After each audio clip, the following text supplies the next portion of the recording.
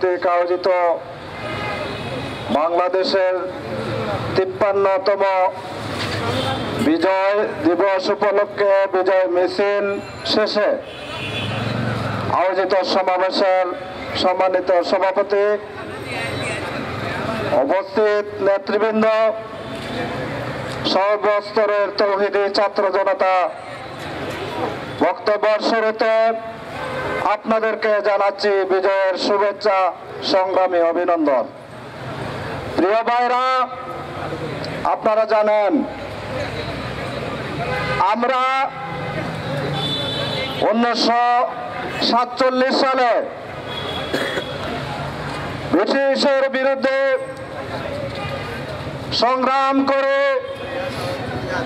ব্রিটিশকে বিতাড়িত করার মাধ্যমে আমরা একবার স্বাধীনতা লাভ করেছিলাম। কিন্তু অত্যন্ত দুঃখের সাথে বলতে হচ্ছে, সেই 47-এর বিজয়কে ভারত কেড়ে নিয়েছিল তাদের একা দাবি করে।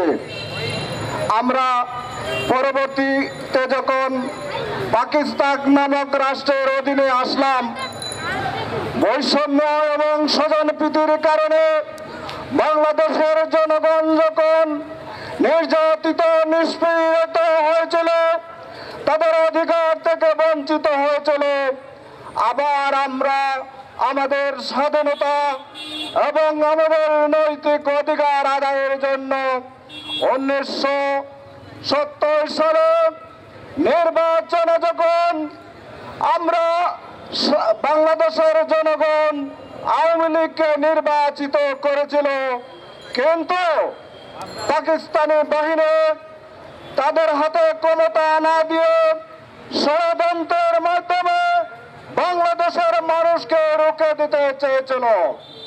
যার প্রেক্ষিতে 1971 সালে 25শে মার্চ রাত্রে ঘুমন্ত বাঙালির উপর হানাদার বাহিনী যেভাবে নির্যাত এবং নৃশংস হত্যাযজ্ঞ চালিয়েছিল, তারই প্রতিবাদে বাংলাদেশের সর্বস্তরের জনগণ মাঠে নেমে মুক্তি সংগ্রামের মাধ্যমে দীর্ঘ 9টি মাস তারা রক্ত দিয়ে 2 লক্ষ মানুষ জীবন দিয়ে 30 লক্ষ মানুষ জীবন দিয়ে 2 লক্ষ মা-বোনের ইজ্জতের বিনিময়ে আজকের এই দিনে পাকিস্তানি বাহিনী আত্মসমর্পণ করতে বাধ্য হয়েছিল। কিন্তু আমরা দেখলাম এই সর্বস্তরের মানুষের সংগ্রামকে একদিনের আন্দোলনের ফসল হিসাবে আওয়ামী লীগ একাই তারা দাবি করতে চেয়েছিল। দীর্ঘদিন আন্দোলনের ফসল গণতন্ত্র প্রতিষ্ঠিত হবে, কিন্তু না, আবার আমরা স্বৈরাচারী ফ্যাসিস্টের কবলে পড়ে এই দীর্ঘ 17 বছর বাংলাদেশের মানুষ তাদের মৌলিক অধিকার, কথা বলার অধিকার, রাজপথে আন্দোলন করার অধিকার থেকে বাংলাদেশের মানুষকে বঞ্চিত করেছিল। এদেশের তৌহিদি ছাত্র জনতার দীর্ঘ সংগ্রামের মধ্য দিয়ে 5 আগস্ট 2024-এ আবার আমরা স্বাধীনতা এবং বিজয় অর্জন করেছি। দেশ থেকে ফ্যাসিস্ট স্বৈরাচারী শেখ হাসিনা সহ তার দলবল সহ এদেশ থেকে পালিয়ে যেতে বাধ্য করেছি। আমরা যদিও এখন স্বাধীন দাবি করছি, কিন্তু আমাদের স্বাধীনতা এবং সার্বভৌমত্বের বিরুদ্ধে আজকে দেশ বিদেশি ষড়যন্ত্র শুরু হয়েছে। বিশেষ করে ভারত বাংলাদেশের স্বাধীনতার বিরুদ্ধে, সার্বভৌমত্বের বিরুদ্ধে বিভিন্ন ষড়যন্ত্র করে বাংলাদেশের শান্তি শৃঙ্খলা বিনষ্ট করতে যাচ্ছে।